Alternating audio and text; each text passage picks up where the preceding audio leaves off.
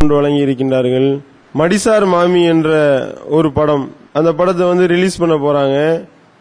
அதற்கு எதிராக பிராமணர் சங்கத்திலிருந்து வழக்கு தொடுக்கப்படுகின்றது. அந்த வழக்கை விசாரித்த நீதிபதி கிருபாகரன் என்பவர் இந்த படத்திற்கு எதிராக இடைக்கால உத்தரவு, படத்தை வெளியிடக்கூடாது என்று கூறி இடைக்கால உத்தரவு பிறப்பிக்கின்றார். இந்த இடைக்கால உத்தரவு பிறப்பித்ததுதான் தாமதம். ஒரே பத்திரிகைகளுடைய தலையங்கங்கள்லாம் பார்த்தா புகழ்ந்து தள்ளுறாங்க.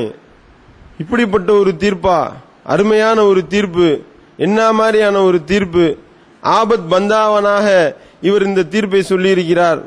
இப்படி ஒரு தீர்ப்பு வராதா என்று மக்கள் ஏங்கிக் கொண்டிருந்தார்கள். மக்களுடைய உள்ளத்துல வயிற்றுல பாலை வாத்தாரு, தலையில தண்ணி அள்ளி ஊத்தினார் என்று சொல்லி எழுதுறான். அதாவது எந்த அளவிற்கு என்றால், இப்படிப்பட்ட ஒரு தீர்ப்பு இந்த உலக வரலாற்றிலே வழங்கவில்லை என்று சொல்லக்கூடிய அளவிற்கு தினத்தந்தியினுடைய அந்த தலையங்கத்தை எடுத்து படிச்சு பார்த்தா அந்த தீர்ப்பை புகழ்ந்து தள்ளி எழுதியிருக்கிறான். இவன் மட்டுமா எழுதுறான், மீடியாக்கள் என்று இருக்கக்கூடிய அயோக்கியர்கள் எல்லாமே அப்படிதான் எழுதுறான். சரிப்பா, இப்ப நீங்க மடிசார் மாமின்ற இந்த படத்துக்கு இப்படி தீர்ப்பு வழங்குறீங்கல்ல, தீர்ப்பு வழங்குறத இப்படி வரவேற்று எழுதுகின்றீர்களே, இதுக்கு முன்னாடி இஸ்லாமிய சமுதாயத்தை கொச்சைப்படுத்தி கேவலப்படுத்தி ஒரு படம் எடுத்தானே, அப்ப இஸ்லாமிய சமுதாயம் போராடிச்சா இல்லையா? இஸ்லாமிய சமுதாயம் மனம் வெந்து போய் நொந்து போய், ஏண்டா இப்படி அநியாயம் பண்றீங்க, நாங்க தானடா உங்களுக்கு கிடைச்சோம் என்று சொல்லி எங்களை எத்தனை தடவைடா இப்படி தீவிரவாதியா காட்டுவீங்க? விஜயகாந்த் வந்தாலும் ரசூல் கானை தான் கொள்றான், அர்ஜுன் வந்தாலும் அதே அப்துல்லாவை தான் சுட்டு தள்ளுறான். இப்படி விஜயின் இந்த கூத்தாடி இதே மாதிரியான வேலையை பார்க்கிறான். இப்ப போதாக்குறைக்கு இந்த கமல்ன்ற கலிசடை இந்த வேலையில இறங்கி இருக்கடா என்று சொல்லி இந்த இஸ்லாமிய சமுதாயம் மனம் வெந்து போய் போராட்டத்தில் இறங்குச்சே. அப்ப இந்த அயோக்கியர்கள் என்ன சொன்னார்கள்? ரெண்டையும் ஒப்பிட்டு பார்க்கிறோம்.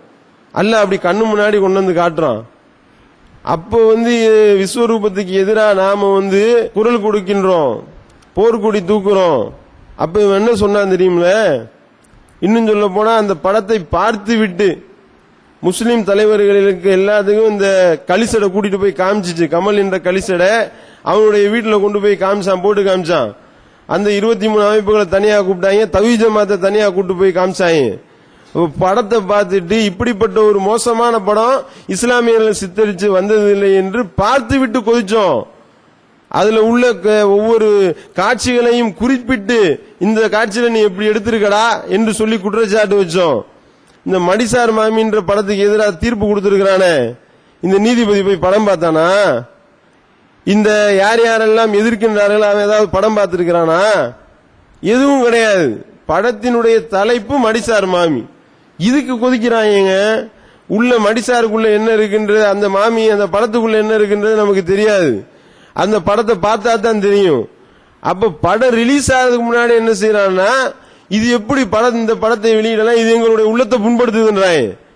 ஏண்டா அப்போ உங்களுக்கு ஒரு தலைப்பு வச்சாலே உங்களுடைய உள்ளத்தை குத்தும் அப்படின்னா, இஸ்லாமிய சமுதாயத்தை எடுத்தானடா ஒரு படம், துப்பாக்கின்னு ஒரு படம் எடுத்தானா இல்லையா? இந்த சின்ன சின்ன குழந்தைகள் எல்லாம் தீவிரவாத செயலுக்கு உதவி செய்யுதுன்னு எடுக்கிறாங்க. ஸ்லீப்பர் செல்லு, ஒருத்தன் ஒரு பாய் கசாப்பு கடை மாதிரி கடைக்கார மாதிரி இருப்பான், அதே மாதிரி பொட்டி கடை வச்சிருக்கிற மாதிரி தெரியும். அவன் கொடுக்கறது வைக்கிறது எல்லாம் குண்டா வச்சிருப்பான். அவன் எல்லாருமே தீவிரவாதி, அவனை நீ நம்பிராத, அவன் ஸ்லீப்பர் செல்லா இருக்கிறான் என்று சொல்லி படத்தை காட்டினானே, படத்துல எடுத்தானே. இதை இந்த நீதிபதி, கூறுகட்ட நீதிபதி போய் பார்த்தானே, பார்த்துட்டு என்னடா தீர்ப்பு சொன்னீங்க? அருமையான படம் சொன்னீங்களா இல்லையாடா? இதே விஸ்வரூபம் படத்தை இந்த கூறுகட்ட உயர் நீதிமன்ற நீதிபதியும் போய் பார்த்தான்ல, பார்த்துட்டு இவனுக்கு உண்மையிலேயே சூடு சொரணை வெக்கம் மானம்லாம் இருந்துச்சுன்னா, என்னடா இது இப்படி எடுத்திருக்கீங்க படம், இப்படி இஸ்லாமியர்களை கொச்சைப்படுத்தி எடுத்திருக்கீங்களா என்று எவனா கேள்வி கேட்டானா? இஸ்லாமியர்களை கொச்சைப்படுத்தி இருக்கிறத விடுங்க, இந்தியாவினுடைய ரா அமைப்பு பிரிவுல உள்ள ஒருத்தவன் போய் அமெரிக்காவுக்கு உளவு வேலை பார்க்கிற மாதிரி காட்டினான் இந்த படத்துல. அதாவது உன்னுடைய மண்டையில உரைச்சிச்சா? அதாவது இந்த கூறுவிட்ட நீதிபதிக்கு தெரிஞ்சிச்சானா? அதுவும் தெரியல. அதுவும் கரெக்ட். இங்க உள்ளவன் வந்து இந்த நாட்டுக்கு எதிரியா துரோகியா அங்கே போய் FBI சேர்ந்து அவன் அமெரிக்காவிலேயே கடந்து அமெரிக்காவுக்கு அடிபணிஞ்சா கூட இவனுடைய பார்வையில கரெக்ட். காரணம் என்ன? முஸ்லீம்களை கொச்சப்படுத்தி எடுக்கிறான். முஸ்லீம்களை கொச்சப்படுத்தி எடுத்தா அவனுடைய மனைவியை இழிவுபடுத்தினா கூட அருமையான படம். அதே நேரத்தில் இழிவுபடுத்தி எடுக்கிறானோ இல்லையோ மடிசார் மாமின்னு பேர் வச்சுட்டா போதும், இது சரியில்லை, இந்த படம் சரியில்லை அப்படின்னு சொல்லிட்டு தீர்ப்பு கொடுக்கறாங்க. இது போன்று இப்படி வந்து நீங்க கொச்சப்படுத்துறீங்களே, சென்சார் போர்டு என்று ஒன்று இருக்கிறதா இல்லையா கேள்வி கேட்கிறான். நீதிபதி கேள்வி கேட்கிறான். அவன் இந்த தீர்ப்புல சொல்றான், சென்சார் போர்டுன்னு ஒன்னு இருக்கா இல்லையா? என்ன நினைத்துக் கொண்டிருக்கிறார்கள் சென்சார் போர்டில் உள்ளவர்கள்? சென்சார் போர்டில் உள்ளவன்லாம் சரியான ஆளா நியமிக்கணும், அவர் பொறுப்புள்ளவர் உள்ளவர்களாக இருக்க வேண்டும், தகுதியுள்ளவர்களை போட வேண்டும் சென்சார் போர்டுல அப்படின்னு சொல்லி மத்திய தகவல் ஒலிபரப்புத்துறை அமைச்சகத்துக்கு நோட்டீஸ் அனுப்புறாங்க. ஏண்டா இதைத்தானடா விஸ்வரூபத்தில் நாங்க சொன்னோம், நாங்க மீட்டிங் போட்டு இதைத்தானே கத்தனோம். சென்சார் போர்டுன்னு ஒன்னு இருக்கா இல்லையா? சென்சார் போர்டுல இருக்கிறவன் முள்ள எப்படிப்பட்டவன நீங்க சென்சார் போர்டு உறுப்பினர்களா போட்டிருக்கீங்க? இவங்க ஆள் எடுக்கும் பொழுதே எடுப்பாங்க போல, கண்ணிருந்தும் குருடர்களாக, காதிருந்தும் செவிடர்களாக, வாயிருந்தும் ஊமையர்களாக, மூளை இருந்தும் சிந்திக்க தெரியாதவர்களா எவன் இருக்கிறானோ அவன் தான் சென்சார் போர்டினுடைய உறுப்பினர் என்று குருட்டு பயலையும் செவிட்டு பயலையும் ஊமையனையும் சிந்திக்க தெரியாத மனநிலை பாதிக்கப்பட்டவனையும் தான் சென்சார் போர்டுல போட்டு வச்சிருக்கிறீங்க. அதனாலதான் அவன் எங்களுக்கு எதிராக என்ன பண்ணாலும் அவன் கண்ணுக்கு தெரிய மாட்டேனுது, அவனுக்கு தெரியலாம் நோட்டு கட்டு மட்டும்தான் தெரியுது என்று நாங்க குற்றச்சாட்டு வச்சோமே. அப்ப மணிஷ் திவாரி என்ன பேட்டி கொடுத்தா, தகவல் ஒலிபரப்புத்துறை அமைச்சர், இது வந்து சென்சார் போர்டுல அனுமதி கொடுத்ததுக்கு அப்புறம் யாரு எதெல்லாம் கேள்விலாம் கேட்க கூடாது, ஏன்னா அப்ப கேள்வி கேட்க கூடாது, மடிசார் மாமியை பத்தி வந்தா மட்டும் கேள்வி கேட்கணுமா? இப்ப என்னப்பா சொல்ல வர்றீங்க? உங்களுக்கு ஒரு நியாயம், முஸ்லிம்களுக்கு ஒரு நியாயமா? அல்ல இதுக்காகவே இந்த படத்தை இவங்களை எடுத்து வெளியே விடுறானோ என்று நாம் நினைக்கக்கூடிய அளவிற்கு இருக்கிறது. இவங்களுடைய உண்மை முகத்தை தோலிருத்தி காட்டுவதற்காகவே இந்த மடிசார் மாமின்ற படத்தை அல்லாஹ் வந்து இவங்க மூலமா விளையாட்டு காட்டணும் என்று நாம் நினைக்கின்றோம். அப்ப பாக்குறோம் இவனுக்கு எதிராக ஒரு படம், அது எதிராக இருக்கான்னு என்னன்னு தெரியல. இது வந்து இந்த வியாபார யுக்திக்கா என்னத்தையாவது செய்வாங்க, ஏதாவது ஒரு பேரை போடுவாங்க, அந்த பேருக்கும் படத்துக்கும் சம்பந்தமே இருக்காது, படம் ஓடி போயிடும், படம் நல்லா காசு சம்பாதிக்கிற அந்த மாதிரி ஐடியா பண்ணுவாங்க. அப்ப உள்ள என்ன இருக்குன்னு தெரியாம தீர்ப்பு கொடுக்கிற, தீர்ப்புல சொல்றான் மடிசார் மாமி என்ற அந்த தலைப்பை மட்டும் மாற்றிவிட்டு படத்தை வெளியிடலான்றாங்க. இதுதான் ஒரு தீர்ப்பா? இவன் சரியான ஆளா இருந்தா என்ன செய்யணும்? இந்த நீதிபதி சரியான யோசனை உள்ளவனா இருந்தா எனக்கு போட்டு காட்டுங்களா, போட்டு காட்டி நான் படத்தை பார்ப்பேன். படத்துல வந்து பிராமணர்களை இழிவுபடுத்துற மாதிரி இருந்தா படத்தை வெளியிட விட மாட்டேன். அதே நேரத்தில் பிராமணர் அப்படி இழிவுபடுத்த சரியான முறையில் இருந்தா விடுவேன். அப்படிலாம் சொல்லணும் தீர்ப்பு. படத்தினுடைய தலைப்பை மாத்திட்டு படத்தை வெளியிடுங்க அப்படின்னு சொல்றதுல இருந்து என்ன தெரியுது? புரியுதா உங்களுக்கு? என்ன மெசேஜ் சொல்ல வர்றாங்கன்னு? முஸ்லீம்களுக்கு எதிராக இந்த மாதிரி ஒரு படத்தை எடுத்து முஸ்லீம்கள் நீங்க போர்க்கொடி தூக்குனீங்கன்னா உங்கள்ட்ட நாங்க கேள்வி கேட்போம். என்ன கேள்வி கேட்போம்? கருத்து சுதந்திரம் சொல்லக்கூடாதா? கருத்து சுதந்திரத்துக்கு தடையா? அப்படிலாம் நாங்க கத்துவோம். மடிசார் மாமின்னு படம் எடுத்தா கருத்து சுதந்திரத்தை பத்தி நீ வாயை திறக்க கூடாது. முஸ்லிம்களுக்கு எதிராக படம் எடுத்தா மட்டும் எப்படிடா வந்து சென்சார் போர்டு அனுமதி கொடுத்தது நீ எப்படி தடுக்கல நம்மள்ட்ட கேள்வி கேட்போம். அதே நேரத்தில் எங்களை பத்தி ஒரு படம் எடுத்தா சென்சார் போர்டு கூடாது, சென்சார் போர்டை மாத்தணும் அப்படின்னு நாங்க கத்துவோம். முஸ்லிம்களுக்கு எதிராக படம் எடுத்து நீங்க கத்துனீங்கன்னு வைங்க, அப்ப நான் கேள்வி கேட்போம். இப்ப மட்டும்தான் முஸ்லிம்களுக்கு எதிராக படம் எடுத்தோமா? இதுக்கு முன்னாடிலாம் நாங்க எடுக்கலையா? அர்ஜுன் விஜயகாந்த் எல்லாம் நடிக்கலையா அப்படின்னு நாங்க கேள்வி கேட்போம். ஆனா அதே நேரத்தில் எங்களுக்கு எதிராக நடந்துச்சுன்னா இதுக்கு முன்னாடி எல்லாம் சூடு சுரணை கெட்டு போய் நாங்க கடந்தோமே நாங்க சொல்ல மாட்டோம், நாங்க கடந்து கத்துவோம் அப்படின்னு சொல்லி என்னென்னலாம் விஸ்வரூபத்துக்கு எதிராக நாம போர்க்கொடி தூக்கும் போது கேள்வி கேட்டானோ அந்த கேள்வி அவனை பார்த்து கேள்வி கேட்கலாமா இல்லையா? அதுக்கு பதில் சொல்றானா? அதுக்கு பதில் சொல்ல மாட்டான். இப்ப எங்கடா போச்சு கருத்து சுதந்திரம்? எவன் கத்துனான்? இப்ப இந்த பாரதி ராஜா நாய் எங்க போனா? இந்த ரமேஷ் கண்ணான்ற ஒரு 2 கால் மிருகம் எங்க போச்சு? அப்ப அந்த மிருகங்கள்லாம் இப்ப உட்கார்ந்து படம் பார்த்துக்கிட்டு தானே இருக்கு. அந்த மிருகங்கள்லாம் இந்த நீதிபதிக்கு உச்சி கொட்டிக்கிட்டு கை தட்டிக்கிட்டு தானே கிடக்குறான். அப்ப என்னடா நினைச்சுக்கிட்டு இருக்கீங்க? முஸ்லிம்கள்னா ஒரு நீதி, முஸ்லிம் அல்லாதவர்கள்னா ஒரு நீதி. இது வந்து தொடர் கதையாக போகுது. எங்க குண்டு வெடிச்சாலும் இந்தியன் முஜாஹிதீன் பாக்குறோமா இல்லையா? மதுரையில ஒரு சைக்கிள்ல வந்து எவனோ லட்சுமி வெடியை போட்டு போயிட்டான். லட்சுமி வெடினா ஒரு 2 ரூபா வெடி இருக்கா இல்லையா, அந்த வெடி வெடிச்சிருச்சு, ஒரு சைக்கிள்ல வெடிச்சிருச்சு. அந்த சைக்கிளுடைய சக்கரம் கொஞ்சம் நேரம் சுத்தி இருக்கு. அந்த அடுத்த நாள் பாஜகவினுடைய மாநாடு, அதுக்கு இதே தினத்தந்தி எழுதுனானா இல்லையா, மதுரை வெடி வைத்து தகர்க்க சதி. என்னடா லட்சுமி வெடி வச்சா மதுரை தகர்ந்துருமா, என்ன நினைச்சுக்கிட்டு இருக்கீங்க? அப்ப வந்து அந்த வெடி வெடிச்சுச்சுன்றான். வெடி வெடிச்சுச்சுன்னா அந்த சைக்கிளுடைய ஒரு போக்ஸ் கம்பி கூட உடையலங்க. அதை காட்டிக்கிட்டு இதோ இந்த கைப்பற்றப்பட்ட சைக்கிள், இதோ பாருங்கள் இந்த சைக்கிளை தான் கைப்பற்றினார்கள். சைக்கிள் அப்படியே இருக்கு, வெடி மட்டும் வெடிச்சிருக்கு. அடுத்த நாள் பாஜகவுடைய மாநாடு மதுரை நடக்குதுன்னு இவன் எழுதுனானா இல்லையா? இப்ப பார்த்தோமா இல்லையா, போன வாரம் IPL கிரிக்கெட்ல சூதாட்டம் ஆடுறான். அவன் பொம்பளைக்கு தேவைப்பட்டு, பொம்பளை சுகம் தேவைப்பட்டு அவன் காசு வாங்கிட்டு அம்பேர் முத கொண்டு அவுட்டு விளையாட பால் போடுறவனும் காசு வாங்குறான், பேட்டு பிடிக்கிறவனும் காசு வாங்குறான், அவுட்டுன்னு கையை தூக்குற அம்பேரும் காசு வாங்கியிருக்கிறான். இதுக்கும் தாவூத் இப்ராஹிமுக்கு என்னடா சம்பந்தம்?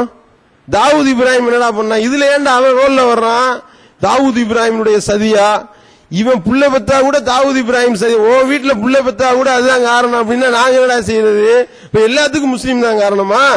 காதலர் தினத்தன்னைக்கு குண்டு வைக்கிறான், எவனோ ஒருத்தன் குண்டு வைக்கிறான்னு மிரட்டி இருக்கான் மும்பையில. முஸ்லிம்களுடைய சதியா, இஸ்லாமிய தீவிரவாதிகளுடைய சதியான்னு போடுறான். காதலர் தினத்துல குண்டு வைக்கிறதா எவன் மிரட்டுவான்? பிஜேபி காரன் தான் போய் எல்லா இடத்துலயும் அடிச்சு விரட்டிக்கிட்டு அவ்வளவு தீவிரவாத செயல்களும் செஞ்சுக்கிட்டு இருக்கிறான். அப்ப வந்து அவன் மேல சொல்ல மாட்டான். இப்ப பூசாரி, ஒரு பூசாரியை கைது பண்ணாங்களா இல்லையா? பூசாரிய வந்து கோயில் கருவறைக்குள்ள வெடிகுண்டினுடைய பொருள் எதுக்கு? அம்மோனிய நைட்ரேட் எதுக்குடா? அம்மோனிய நைட்ரேட்டை வச்சுதான் வந்து எல்லாரும் பூஜை பண்ணிட்டு இருக்காங்களா அப்படின்னா சொல்லுவா? இந்த மாதிரி வந்து இனிமேல் நாங்கள் இன்றைய தேதியிலிருந்து கற்பூரத்துக்கு பதிலாக அம்மோனியம் நைட்ரேட்டை தான் நாங்க பயன்படுத்துறதா முடிவெடுத்திருக்கிறோம். தீக்குச்சிக்கு பதிலா ஜெலட்டின் குச்சியை தான் வச்சு நாங்க இனிமே கொளுத்த போறோம்னு ஏதாவது முடிவெடுத்தீங்களா? அப்ப எதுக்காக வந்து ஒரு பூசாரிட்ட கைப்பற்றுறான், அதே அவனு எழுத மாட்டான். பூசாரிய வந்து இந்த மாதிரி பயங்கர ஆயுதங்களோட பிடிச்சிருக்கான், கோயில் கருவறைக்குள்ள வச்சு பிடிச்சிருக்கிறான். அப்ப சொன்னாங்களா? அப்ப என்னன்னா, முஸ்லீம்னா ஒரு கண்ணாடி மாட்டிடுவாங்க, முஸ்லீம் அல்லாதவனா அந்த கண்ணாடியை எடுத்து வேற ஒரு கண்ணாடியை மாற்றுறது. இது ஏன் இந்த மாதிரி பண்றீங்க? இப்படி பண்றதுனால தானே நீங்க வந்து இந்த நாட்டில் வந்து தீவிரவாதம் வளருது. இத பத்தி யோசிக்க மாட்டீங்களா என்று நாம மட்டும் கேட்கல, நடுநிலையாளர்கள் எல்லாம் குதிச்சு போய் கேள்வி கேட்கிறான். மார்க்கண்டேய கட்சி கேள்வி கேட்டாரா இல்லையா? ஏண்டா வெடிகுண்டு வெடிக்குதோ இல்லையோ, உடனே இந்திய முஜாஹிதுன்ற, உடனே ஹிஸ்புல் முஜாஹிதுன்ற, உடனே லஷ்கரே தொய்பான்ற, என்னமோ முஸ்லிம்களுக்கு குண்டு வைக்கிறத தவிர வேற வேலையே தெரியாதுன்ற மாதிரி எழுதுறீங்களா? என்னடா ஆதாரம்? என்னன்னு கேட்டா, எனக்கு ஒரு SMS வந்துச்சு, எனக்கு ஒரு இமெயில் வந்துச்சு, இது எவன் வேணாலும் அனுப்பலாமா இல்லையா? இவனுக்கே SMS அனுப்பி விடுவான். இந்திய முஜாஹிதீன் தான் வைத்தார்கள், இவனே அனுப்பிட்டு எனக்கு SMS வந்துச்சு நீங்க காட்டினீங்கன்னா, இது என்னப்பா இது? இஸ்முல் முஜாஹிதீன், இந்திய முஜாஹிதீன் ஒரு அமைப்பு இருக்கா? அவருடைய தலைவர் யாரு, அவருடைய செயலாளர் யாரு? இவர் கேட்டாரு, கட்சி கேட்டாரு. கேட்டுட்டு சொன்னாரு, இந்திய முஜாஹிதீன் அமைப்பே நீங்க தான் உருவாக்கி இருக்கிறீங்க, அப்படி ஒரு அமைப்பே கிடையாது. இவனா உருவாக்கி, இவனா அதுக்கு தலைவர் செயலாளர் பொருளாதார போட்டு இவனா மீடியால எழுதுறான்னா, அப்போ வந்து பாக்குறோம் குல கொதிச்சு போகுது நமக்கு. ஏன்டா இப்படி அநியாயம் பண்றீங்கன்னு. ஆனா அல்லாஹ் இப்படி சொல்லி காட்டான். நம்மளை பொறுத்தவரைக்கும் என்ன, மடிசார் மாமின்னு பிராமணர்களை இழிவுபடுத்தி எடுத்தா எடுக்காது கூடாதுதான் நம்ம சொல்லுவோம். இதுக்காக நீ அப்படித்தான் எடுத்து ஆகணும், எடுத்தது கரெக்ட் தான் அப்படின்லாம் நம்ம சொல்ல மாட்டோம். தப்பு எவன் செஞ்சாலும் தப்பு தான். காரணம் என்ன, எங்க ரப்பு அந்த மாதிரி எங்களுக்கு கட்டளையிட்டு இருக்கின்றான். உங்களுக்கோ, உங்களுடைய உறவினர்களுக்கோ, உங்களுடைய நெருக்கமானவர்களுக்கோ பாதிப்பாக இருந்தாலும் நீதிக்கு சாட்சியாளர்களாக நீங்கள் ஆகிவிடுங்கள். அல்லாஹ் எங்களுக்கு கட்டளை போட்டிருக்கிறான். ஃபலா தத்தபியுல் ஹவா, நீங்கள் மனோ இச்சையை பின்பற்றாதீர்கள் அப்படின்னு அல்லாஹ் எங்களுக்கு கட்டளை போட்டு இருக்கின்றான். அந்த அடிப்படையில் மனோ இச்சையை பின்பற்றி நாங்க தீர்ப்பு சொல்ல மாட்டோம். எது சரியானதோ, எது மார்க்கத்தில் உள்ளதோ, எது நீதியோ, எது நியாயமோ அப்படித்தான் நாங்க சொல்லுவோமே ஒழிய, இது ஏதோ மடிசார் மாமின்ற படத்தை எடுத்து அதுல வந்து பிராமணர்களை கேவலப்படுத்தி இருக்கிறதுனால இது நல்ல படம் நாங்க சொல்ல மாட்டோம். ஏன் அவங்கள நீங்க கேவலப்படுத்துறீங்க? இப்படித்தான் இந்த சமுதாயம் கேட்கும். இந்த கேள்விகளை கூட ஏன் கேட்கிறோம்னா, சிந்திச்சு பாருங்க, நீதி வழங்குறதுல நியாயமா நடங்க. நீங்கள் வந்து அல்லாஹ் சொல்லி காட்டானா இல்லையா, ஒரு குறிப்பிட்ட சமுதாயத்தின் மீது கொண்டுள்ள பகைமையானது உங்களை நீதியிலிருந்து பிறழுமாறு செய்துவிட வேண்டாம். அதைத்தான் இஸ்லாமிய சமுதாயம் கோரிக்கையாக வைக்கின்றது. அதுதான் இஸ்லாமிய சமுதாயம் அவர்களுக்கு அறிவுரையாக சொல்லிக் கொள்கின்றது.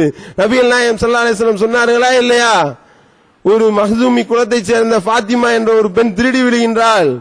அந்த பெண்ணுக்காக அந்த உயர்ந்த குலத்தைச் சேர்ந்தவர்கள் போய் ரெக்கமெண்ட் போறாங்க. அப்ப ரசூல் ஸல்லல்லாஹு அலைஹி வஸல்லம் சொன்னாங்களா இல்லையா? இந்த மக்சூமி குலத்தைச் சேர்ந்த ஃபாத்திமா இல்ல, என்னுடைய மகள் ஃபாத்திமா திருடி இருந்தாலும் அவளுடைய கையை நான் வெட்டுவேன். இதுதான் இஸ்லாம் சொல்லக்கூடிய வழிகாட்டுதல். இந்த வழிகாட்டுதலை சரியான முறையில் ஒவ்வொருத்தவனும் நீதி ஒழுங்கா பேணானா நாட்டுல தீவிரவாத செயல்கள் அறவே ஒண்ணுமே இல்லாம போயிடும். அப்படி இல்லாம ஆளுக்கு ஒரு நீதி வழங்குறதன் காரணம் தான் இவ்வளவு பிரச்சனைகள் நடக்கிறதுக்கு காரணமாக இருக்கின்றது. எனவே இதை விளங்கி அவர்கள் நடக்கணும். இந்த மாதிரியான செய்திகளை பிற மத சகோதரர்கள் மத்தியில் நாமளும் கொண்டு போய் சேர்த்து இஸ்லாமிய மார்க்கத்தை அதனுடைய தூய வடிவில் கொண்டு போய் சேர்க்கக்கூடிய நன்மக்களாக வல்ல இறைவன் நம் அனைவரையும் ஆக்க வேண்டும் என்று கூறி நிறைவு செய்கின்றேன். வாஹித் தவானா அல்ஹம்துலில்லாஹி ரப்பில் ஆலமீன்.